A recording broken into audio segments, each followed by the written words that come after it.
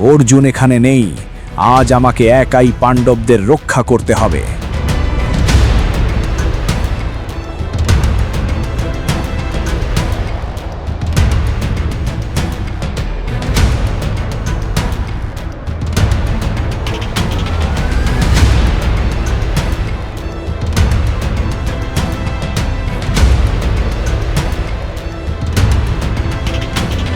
শেষ পর্যন্ত ভীম সমস্ত শক্তি একত্র করে জটাসুরকে শূন্যে তুলে আছাড় মারলেন। এক প্রচণ্ড শব্দ, রাক্ষসের দেহ চূর্ণ বিচূর্ণ, জটাসুর নিথর হয়ে পড়ল। দ্রৌপদী মুক্ত হলেন। যুধিষ্ঠির ভীমকে আলিঙ্গন করলেন। তিনি বললেন, ভীম, আজ বদ্রিকা আশ্রমের পবিত্রতা রক্ষা পেল। দূরে ইন্দ্রকিল পর্বতে ধ্যানরত অর্জুনের হৃদয় কেঁপে উঠল।